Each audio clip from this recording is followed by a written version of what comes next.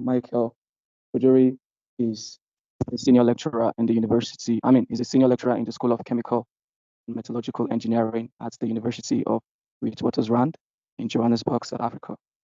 He earned his PhD in Metallurgical Engineering in 2018 and served as an ESA Rice postdoctoral fellow of the Africa Academy of Science at the same university from 2018 to 2020.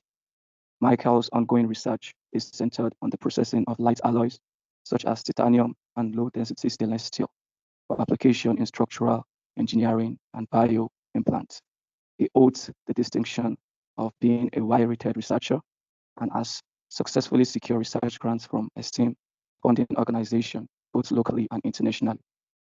Michael is recognized as a chartered engineer by the Engineering Council in the United Kingdom and is a proud member of the Institute of Material, Minerals, and Mining in the United Kingdom also. Additionally, he holds the title of Professional Engineer and is an active member of the Institute of Engineer Australia. So I want you all to join me as we make welcome of Michael Bodunrin by sending a clap emoji. You're welcome, sir. Thank you. Thank you, Samuel, for that amazing introduction. Thank you, Dr. Michael. We are very happy and very excited to have you on our board, and we can't wait to, get this interview and to see how much we can learn from you today, without any marks involved, Okay, thank you so much for having me. It's really a pleasure to be part of this wonderful program. I've attended it once or twice, and I also learned a lot from my colleagues that were brought on the platform to have a conversation with us. I think it was earlier in the year or maybe sometimes last year. So I want to appreciate the entire AfriMine family for doing a very great job. I think we will have to learn from each other. That's the right way to put it. So I look forward to also learning from you today. And I hope that we can have a very fruitful conversation. Thank you. Thank you so much, Dr. Michael. Just to introduce yourself to the audience, our audience is mainly young people within the minerals sector, mining, metallurgy, engineering, as well as a lot of other people, professionals who would like to find their way into the, minerals profession, or who just want to have a better know-how of how the minerals professional industry is. So, just to start this off, I'm actually curious, to hear about how you entered into this area that you're in now, and maybe about us that, what were the early years like for you, from high school? Maybe you can tell us a little bit about what shaped you into becoming, a research fellow. Oh, that's quite interesting. Thanks for that question. Because now you're gonna make me travel back almost 25 years ago. So I'm a Nigerian. And during my time, your parents have a strong influence on what you become.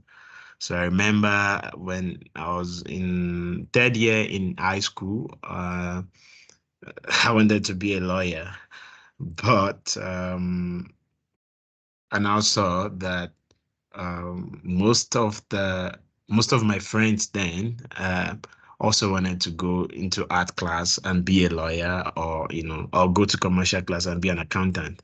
But it does seem like when you don't go to science class, when you get to your fourth year in high school, because that's how it's worked in Nigeria. That's how it works in Nigeria.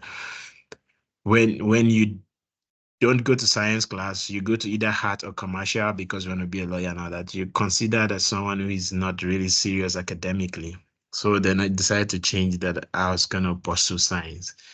But luckily for me, someone told me then that if you do science, you can still go back and become a lawyer or become anything else. But you can't be a lawyer or be an accountant and say you want to go to science. So everything started from there. So I chose science. And when I finished high school, um, I actually wanted to be a civil engineer. I wanted to become a civil engineer because courses like mining and metallurgical materials engineering are not very, very popular. Geology, it wasn't a popular course then. But I seem to have my mom's friend has a her husband actually was a geologist and he was really successful then. I was like, okay, maybe it's a course to really consider. But I also did my research. I realized like a lot of people fail geology and geophysics in universities. So I said, okay, I mean, there's a popular story that we used to, tell around when we were still in the university back there. I mean, first degree. And there was this year where a famous university in Nigeria declared they didn't have any grad and not a single student graduated from was it geophysics or geology. Then I ran away. I said, no, I'm not doing that course. So basically I wanted to be a civil engineer, and for some reason, the way I got into metallurgy was by accident.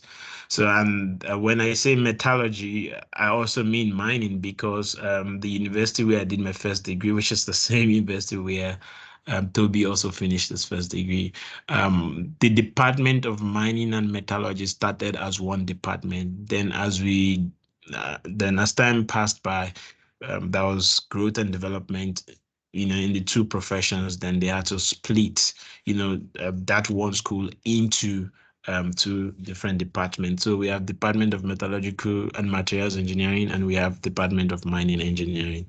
So for me, I got into metallurgical and materials engineering by accident. I wanted civil engineering, but the way you secure admission in West Africa is quite different from how it works here in Southern Africa. I don't know what's obtainable in Eastern Africa or in the northern part of Africa generally. But in West Africa, you have to write WAEC. After you write WAEC, you have to, if you pass, then you write JAMB. So JAMB is the University Matriculation Exam.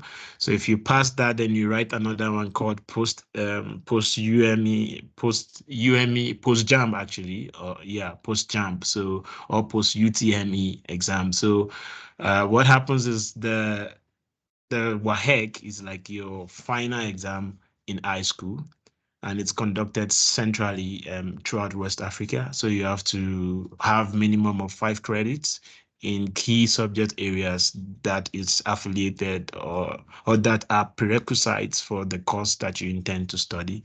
So in my case, because I wanted civil engineering, so that would be maths, English, physics, chemistry, either biology or geography or economics, basically. So you needed 5 credits there. When you pass them, then you need to go and write this JAMB, Joint Admission Matriculation Board, which is now, they call it UTME now. I think University Tertiary Matriculation Examination. I can't really remember correctly. So I did that, and I think you need to score minimum of 200 because it's over 400, so it's minimum of 200. But the truth about it is courses like electrical engineering, courses like mechanical engineering, they are much more popular. Medicine. So civil engineering was also very, very popular. So if you have very high mark, so if you do not have very high mark, you can get into those spaces. So with me, I didn't score high enough to get into civil engineering, which was a blessing in disguise, basically. So I had to then go for what is called a pre-degree. I don't know. I think vets used to have that kind of program before, where you do not have sufficient mark, then you have to go for like maybe a year program to prepare you better for the university. And it was during that time that I was, taken admitted into the metallurgical and materials engineering field. And I was hoping that I would change in my second year in the university to civil engineering. But after 1 year, I just fell in love with metallurgical materials engineering. It wasn't popular, but I realized that everything about life is material and material is life. And if I can understand material as well, then I can understand my life better. And since then, it's like Stockholm syndrome. I fell in love with mining, metallurgy, and materials in general. And now we're making a lot of efforts to make it more accessible to a lot of people because the world wouldn't be anywhere close to what it is without mining, without metallurgy, without materials. That's just the truth. So to give a short answer, I am just so I fell into this field by accident, but when I got it, I loved it and I decided not to go back again. And I think that it's probably the best choice I've ever made in my life. Thank you. Ah, wow, wow, wow. Thank you so much, Doc, Yeah. for that very, very, you know, a hearty answer because, most of the times when things don't go our way, we can be discouraged, but it actually looked like it worked even best for you in your case. Yes, And it did. we're very happy to hear that also the mining and materials industry actually chose you, Yes, they did. Yeah. And now I've chosen them back. Thank you, Doc. And then, into our next question, I mean, because we know that you're in the research area, we'd also like to know that, for the students in our audience right now, who are studying in mining, engineering related courses, or even people who are just studying in general, uh, what specific advice would you offer to them to help them excel and make the most of their academic experience? Uh, okay, well, so I'm a relativist, and being a relativist means that, there is no one way to achieve a goal. But if I should speak about my own life experience, um, uh, my advice would be like a cliche, but I think that it's really, really true. Um, like I said, I'm an accidental metallurgical engineer. It found me. I didn't choose it from the very first side. But there's this popular saying in Nigeria. I think maybe it also applies everywhere in the world. What is worth doing at all is worth doing well. So, and for you to do anything well, you really need to be extremely hardworking. There is always a price to pay to really achieve whatever you want to become in life. I think that as I am, if I go into the medical space now, I would excel, probably be one of the best there. If I go into the educational field, if I go into accountancy and stuff like that, I can learn anything at this point. So yes, some things are easy. You can easily learn some things more than the other, but the truth about it is hard work is something that leverages everything. Like it makes everything plumb. So my major advice to the young ones here, who are currently studying, either mining engineering or maybe you're studying metallurgical engineering and metallurgical engineering and material science, or even if you're in other allied disciplines, civil, geology, geophysics, and all that. You're just in the educational space for just a particular amount of time. And the only thing that education does to you is it helps to improve how you think. It's not really that discipline that you're studying that really matters. It's your ability to be able to think outside the box. To be able to do that, it requires a lot of work. So if you are lazy, I'm sorry, it might be tricky for you. I don't believe in smart work. I believe in hard work because before you can do smart work, there are lots of variables that has to be optimized, and it takes a lot of hard work to identify those variables, let alone optimizing them. So my own advice for you guys is if you're interested in research or you want to go into the industry, when you're done, what makes you stand out is that you can think outside the box and come up with real life solution. I mean, with good solutions to some of the problems that we have now. And for you to do that, you need to be able to put all you have into it. It's just 4 to 5 years and you're done. And if you decide to pursue a higher degree, add another 5 years to it. A decade of hard work can mean a lot for the rest of your lives. So that would be my advice. And don't let anybody define you. You can actually be whatsoever you want to be. I've been told that I wasn't good enough so many times because I had other distractions while I was studying during my first degree. My first 2 years were not the best in terms of the grades that I had, but it's not really about the grades. It's about how deep you understand very simple concepts, and that takes a lot of hard work and all that. So but I didn't allow all these comments to change my vision of maybe becoming whatever I am today. It's not by accident. I saw all this many years ago. From my first year, I knew I was going to become a university professor someday. And I knew I was going to be teaching in metallurgical and materials engineering. So I knew all this before, and I had to put in a lot of work. And I know just reading to pass wouldn't help. I needed to understand complex things deeply, which means sometimes to read to pass, you can achieve that within a very short time. It's just about cramming. I think that's how I got through my secondary school and primary school. I had a photographic brain. When I look at something, I can remember quite quickly. And within maybe space of 1 day or two, it will still be in my memory. Then after that, I would forget. You can pass and get good grades like that. But to understand things deeply, simple things deeply, it needs a lot of time, a lot of hard work, and not allowing people to define you, saying you're not good enough. These grades are bad, you're a bad student. No, there's no bad student. You just need more time and you need to pay more attention. And when you do that, you will be shocked. And if it takes you more time to learn something today, trust me, our brain has this plasticity thing, and there's something called muscle memory. Our brains, the more we task our brain, the more efficient the brain becomes. So if it takes you more time to understand certain concept today, trust me, it won't be like that. You will get better at it as you continue. So I think I hope that response satisfies the audience. Thanks. Thank you so much, Doc.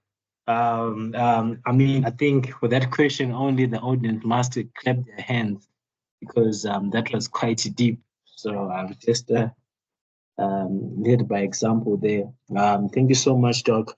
And now, now to take it to the next part of our conversation, would like to take it into experience. So we know that you are in the metallurgy in sector, firstly as a professional engineer, then now as a academic professor or as a researcher, and would like to know how metallurgy and how it aligns with mining and why it's important for us to have good metallurgy going in hand with good mining practice.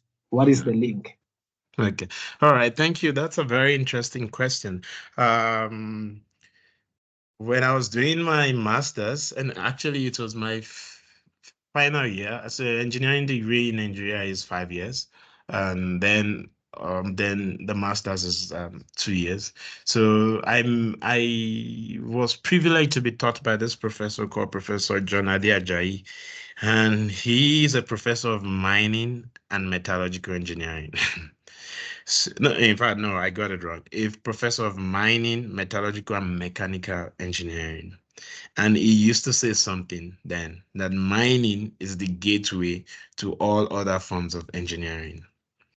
So, one of the mistakes we've made in the past is to say that we are not connected with other forms of engineering.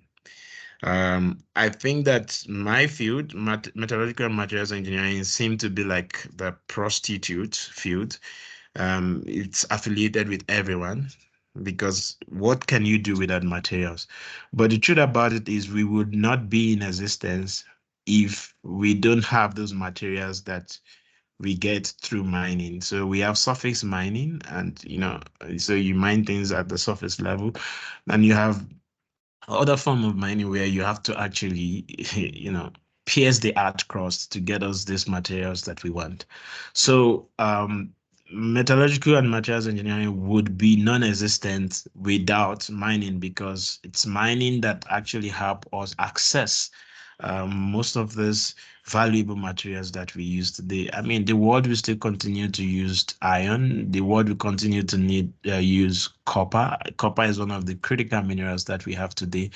The world will continue to use manganese. The world would continue to trade in gold. We need gold.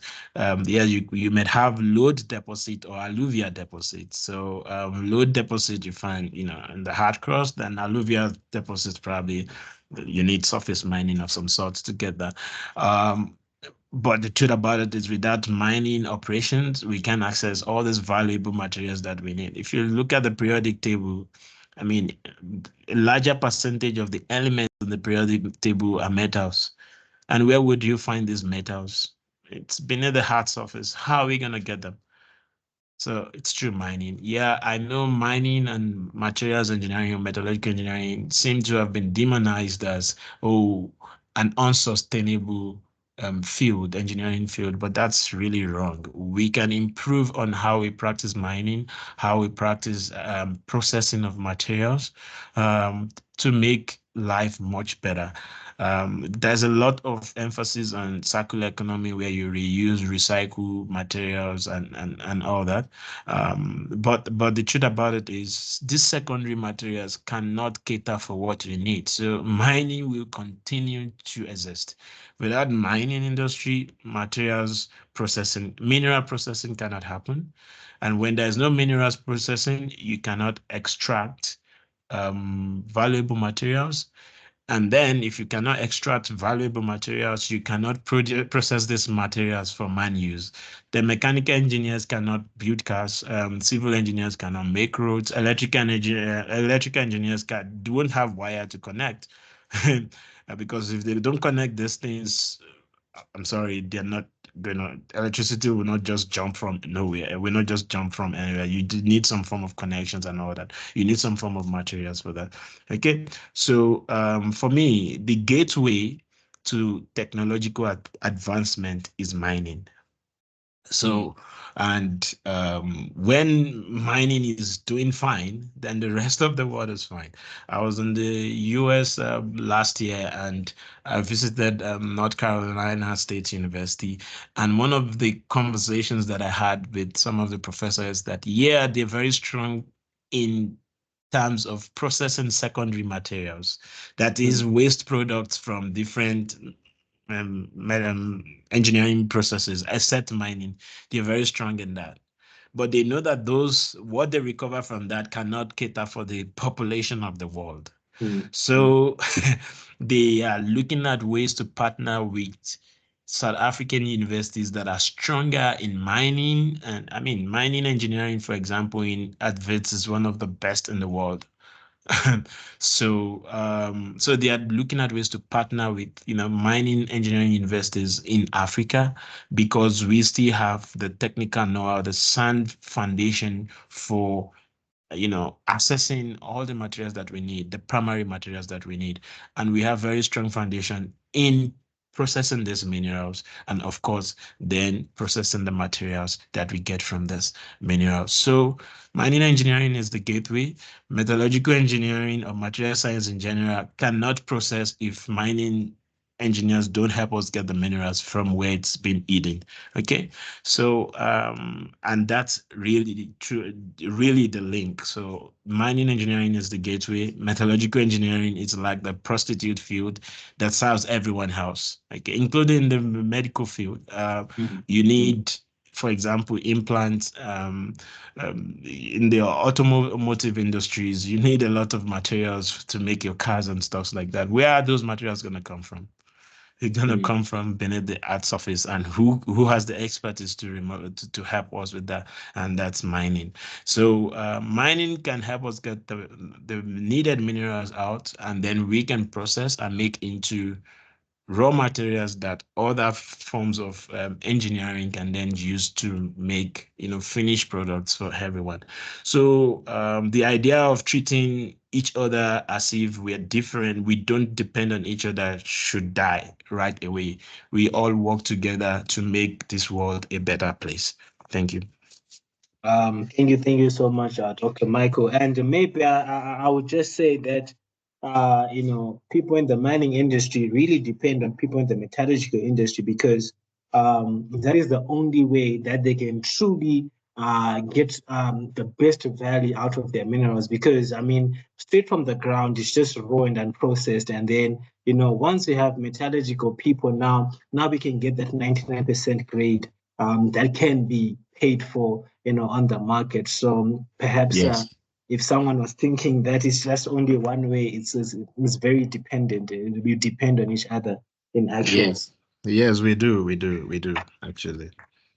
You see, and the beautiful thing about this session is that Dr. Michael, you're an engineer, but at the same time you're also in academia. So we can get the best of both worlds. And my next question to you right now is more related to academic, research, and probably how, I just want to understand if there are any misconceptions about how academic research translates into real world applications. Okay. Um, so I think both industry wouldn't be where it is without research, right? And because we need to, okay, let's use an example of, the current challenge that we have, which is trying to do um, things in a sustainable way. Okay, finding new ways um, to improve safety of human beings and our environment, right? So before you would see that the way mining is being practiced, for example, it's really very crude, and the safety there was not something that is quite um, encouraging. Yes, people get paid a lot, but at the same time, you cannot guarantee that you will come back. I'm talking about 50 years ago and all that. But things we've improved a lot over the years. We have digital mining. People are now using drones and stuff like that. How did you think all those came about? It's because a lot of research. If you really want to have any technological advancement, if you want to have any improvement in anything, what you really need to do is to invest heavily in research. Recently, I wouldn't, because I don't want to advertise, there's a big company that's really willing to invest in copper in Africa. And they are talking to university first, and they want to donate a lot of money to do research on mining of copper and extraction of copper in a sustainable way. So it is ideas and new knowledge that we form from those research that we then apply in the industry. Let me give you some of my own sentiments. Industry is really good. I worked briefly in the industry and I really enjoyed it. But I think that what is more challenging is to create new knowledge that can be applied in the industry. And that's why I am here as an academic, as a researcher. We need to keep improving on previous knowledge to be able to do things efficiently. And, if you want to improve profit, if you want to guarantee more safety and both safety of human beings and the environment in general, you need lots of research has to come into that. Yeah, one of the reasons people run more into the industry and thinking that maybe academia is useless is because you make a lot of money in the industry. But sometimes it's not very true that when you go to the industry, you're rich, and when you're in the academia, you're poor. It depends. If you know your onions, the industry will come for you. They would want you to consult for them, help them to solve problem, and they pay you big money because they don't know. You have to come come out with new knowledge. New knowledge should transform to solution that can solve a problem. And trust me, that doesn't come cheap. And in very serious nations, like, they could fund you over and over again on a failed project till you get it right. But you have to demonstrate that you're very, very meticulous. You're a meticulous researcher. You want doctor results and all that to be able to achieve that. That is actually, in all serious nations, the industry and the academia talks to each other. And a good example is South Africa. If you are a lecturer in the mining and the metallurgical field, you get some bonuses that kind of equate your salary to what they get in the industry. So you're just busy creating new knowledge that can help the industry. So you don't need to go to the industry. So in industry, you apply existing knowledge, but in the academia, you need to create new knowledge to help the industry, because industry would always encounter the unknown and they want solutions, and they fund you to find that solutions. But they're not going to fund everyone. They are going to fund people who are really good at what they do. And that's why, as young colleagues, we may decide to choose whether we want to go into the industry to apply the knowledge that is known, or we want to stay in the academia and help improve practices in the industry. And it's not only improving practices, you're also trying to train younger generations on the existing knowledge so that they know, and some of them can go and fit into the industrial space, while some can pursue advanced degree so that they can also be those that would be generating the needed knowledge for the advancement of these industries in the future. So it's really not a separate entity. We all work together. For example, I enjoy my job. I'm not going to the industry to be a full-time engineer in the industry. I want to help industry to solve their problems so that they can make more profit, do things in a much more sustainable way by creating new knowledge and solutions to their problem. But of course, I'm not going to do it for free. They will pay me for that. And again, I want to train people that can help them in the industry as well, because even in the industry, there are research units. So it's when it gets out of maybe a little bit of control. Remember, in industry, it's basically very profit motive and time dependent. So if things are more than what they can handle in the research unit, then it comes back to the university where we solve the problem. And that's how it has been done in many parts of the world, except for a few sleeping nations in Africa, and they are waking up now. I think the collaboration between the industry and the university is becoming better and better. And we need the third part of that, which is the government, to really make sure that there is an enabling environment for the three of these organs to work together: the government, the industry, and the academia. So I hope that maybe answer your question satisfactorily. Thanks. Thank you so much, Doc. That was a very, very interesting, and a very, very true answer, clearing up all past misconceptions. People sometimes are on the board, passionate about research, but not sure, make enough money. So thank you for that clarity. And just as you were telling us about how passionate you are about, your work and improving efficiency in the workplace, it got me thinking, maybe if you want in a minute or two, just to highlight some research that has influenced you, or maybe an application of your research so far, that has influenced the industry. Oh, okay. Yeah, research is quite broad. So I'll just give two broad categories. We have applied research and fundamental research, basically. and we get inspiration, or we have different motivations for carrying out research, basically. So, but since you want me to talk about myself, I think that so what really motivates me to do research is actually to find to change the way we do things in Africa. Okay. So because the continent is really so blessed with a lot of minerals, right? But what we end up doing is we sell the raw materials outside, then they do heavy other processing and sell to us back finished products at prices that are ridiculously expensive. And I don't think that is fair. And my research really thinks more about the future than now. So there are people who wants to solve the problem of now. I try to look at what's going to happen in 2030 to Africa. So what can I do now such that by 2030, the research that I've done can contribute immensely to people in Africa?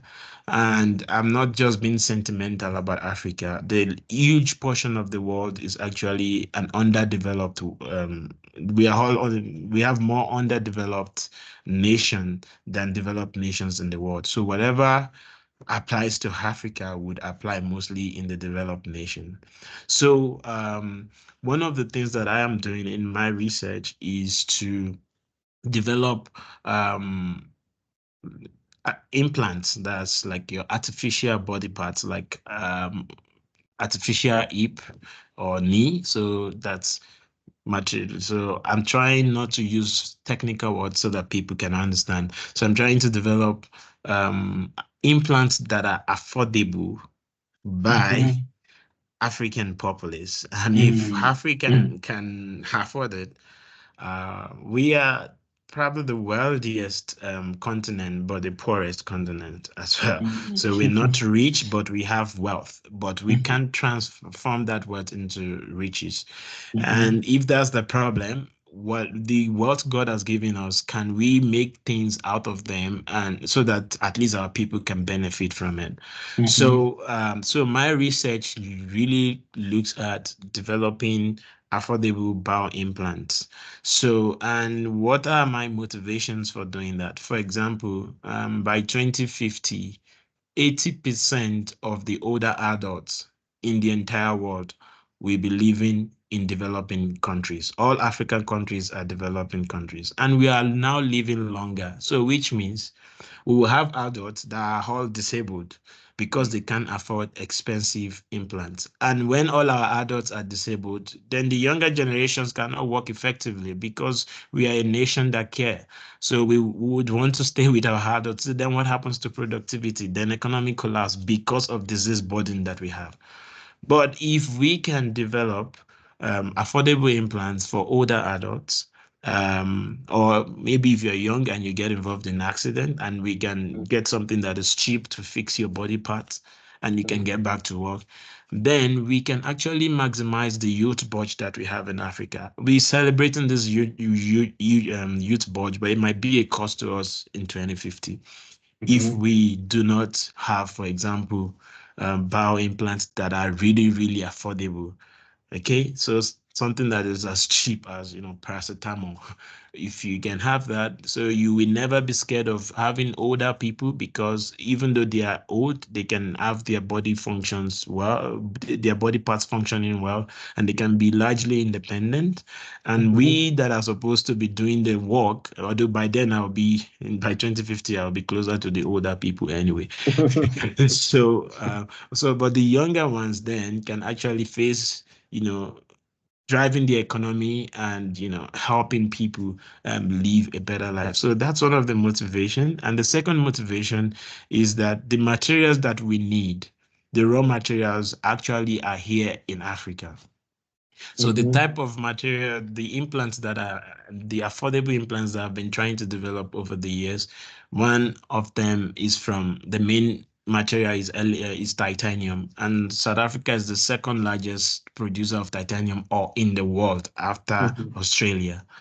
but we've not been here. In fact, I came here to do my PhD because there was a drive by government then to set up a functional and a very robust titanium industry.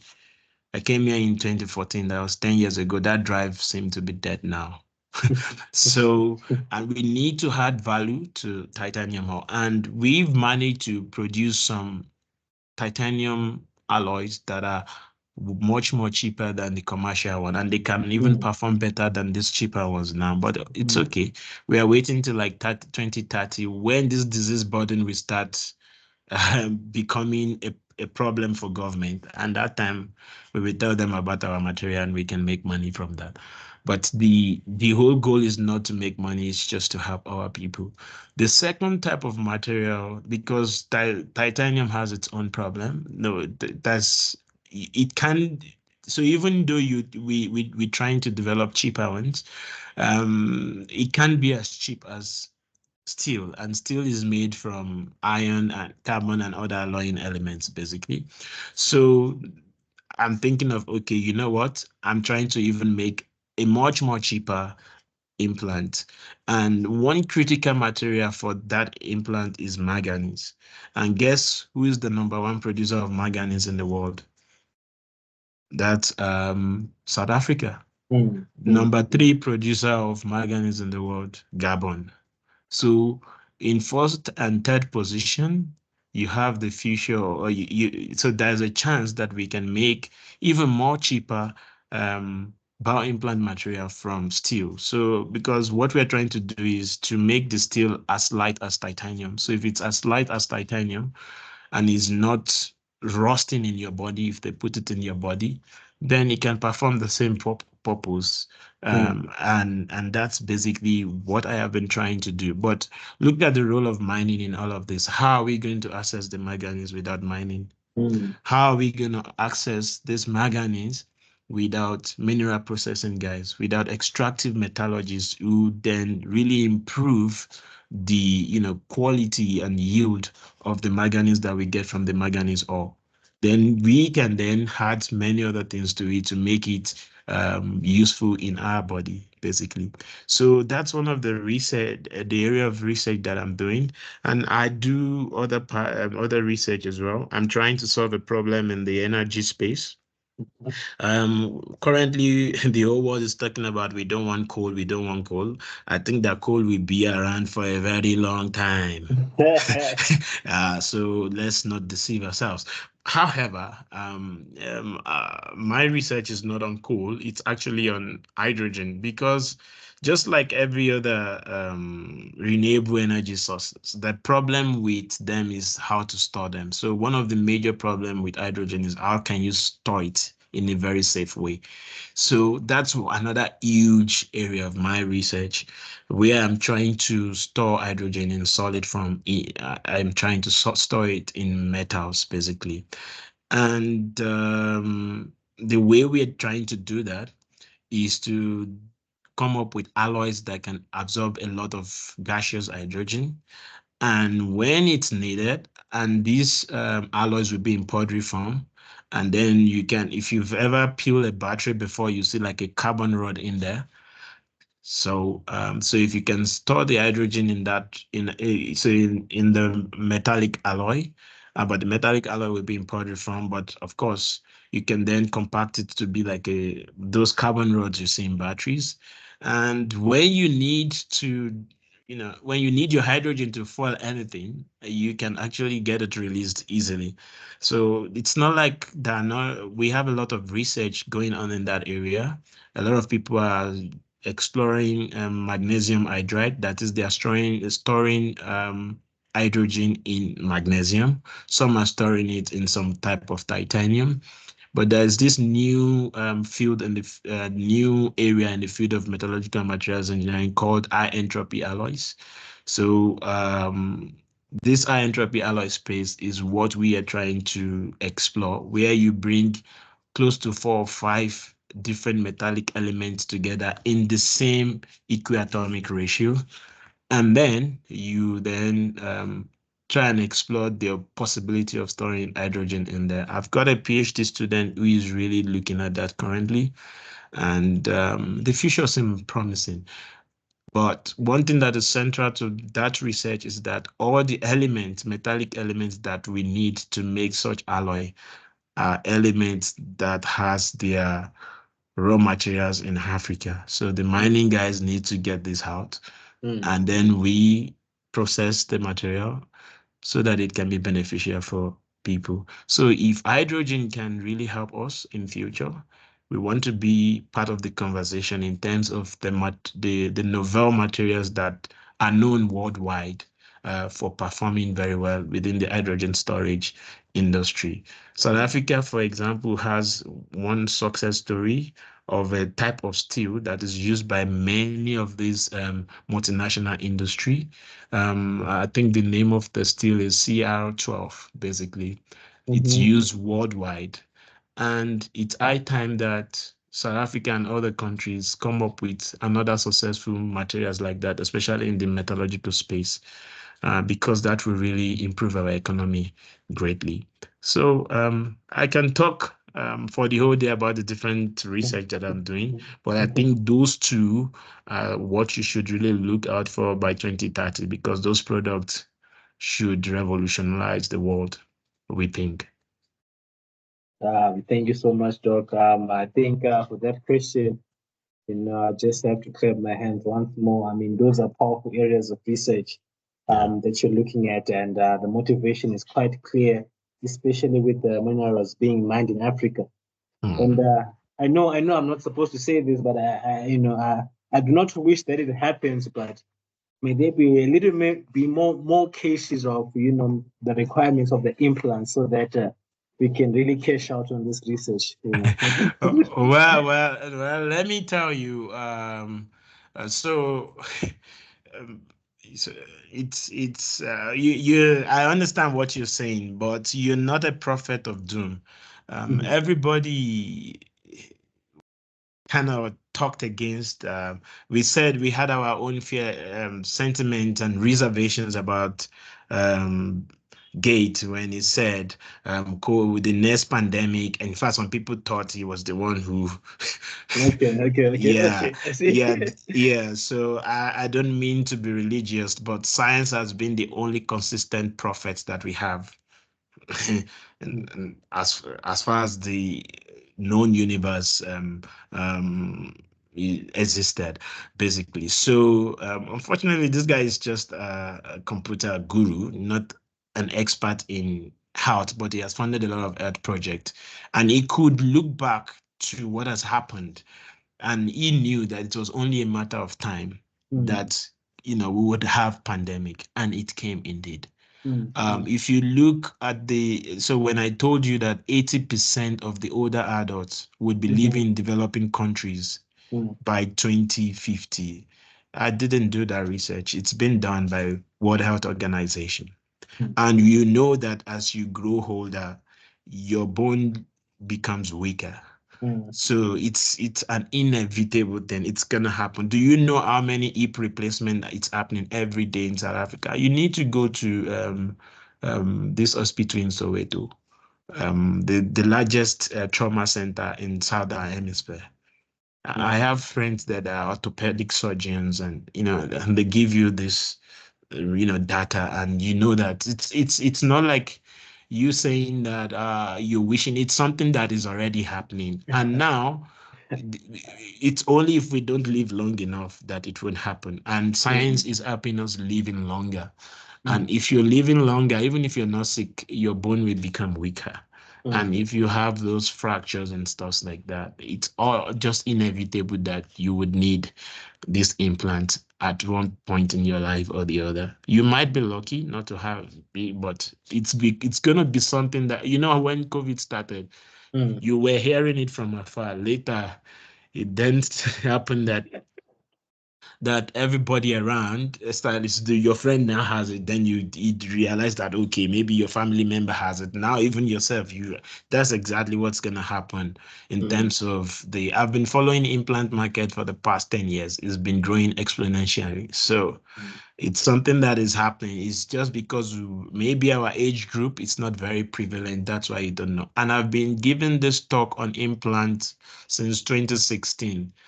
And no matter how small, my audience is, right? I would always have somebody say, I've got one implant in my body, or someone say, oh, my daughter, oh, my something. So you are not a prophet of doom. It's gonna happen. And so we just need to create solutions before it became a problem that cannot be addressed, and everybody will start running helter-skelter. No, that's fine, Doc. And then, thank you so much for the wealth of experience and knowledge, in the academia area. And then just to lighten up, the mood, would like to know just a little bit about yourself, what else you enjoy doing, besides following the implant market and, you know. Oh, okay. I like to chat to Toby. At the pig, so a postgraduate club. So yeah, that's just by the way.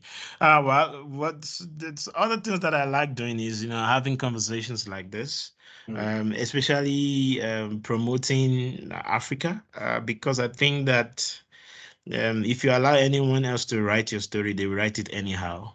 So we need to start writing our story in such a way that it gives us the respect that we deserve and put us in the position that we should be in globally. So at my leisure time, sometimes I write about Africa and sometimes publish, sometimes I just keep it somewhere. I like soccer a lot. I'm a Liverpool fan.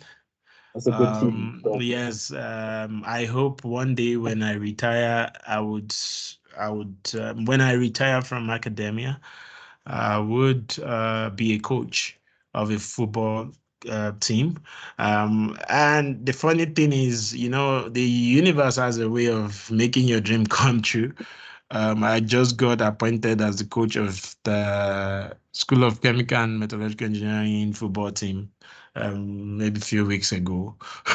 So I'm already trying to test my football knowledge on some of my students who are part of that team, which means I'm preparing for my retirement. So I like having conversations around football a lot. And I still play. Yesterday I was still playing soccer. I'm very passionate about it. So what else do? I love traveling a lot and meeting people. And I love trying new things. Not food, basically, because my stomach is kind of a little bit sensitive. But I like traveling and I like, trying new things. Okay, for example, I got bored with engineering. I decided to go have a degree in education, and it was really fun. And and I probably had my first ever distinction. And I like politics as well, but I'm not active. I'm a passive politician because I think that we can't really get it right if we don't get our politics right. And everybody's a politician, either you like it or not.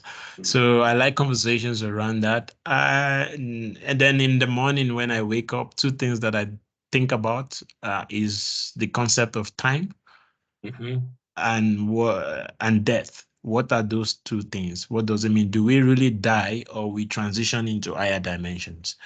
So those are every day of my life I think about it, and that makes me live every day as if it's the last. And I just want to help people. I want to impact as much as I can, given the amount of time that I have here. So yeah, and those moments gives me a lot of revelation, and it's good. But if you find me on the street, I'm the guy who's really happy and bubbly, have a few bottle of beers, chat about life in general and stuff like that. So I'm not the usual academic book. But yeah, that's probably my routine. Yeah, and I love the creator of the universe. I mean, I love God as well. So yeah, so I try to chat about it sometimes. I hope if I have enough time, I might be able to reconcile some of our conceptions, the misconceptions between the paradigm of religion and the scientific paradigm.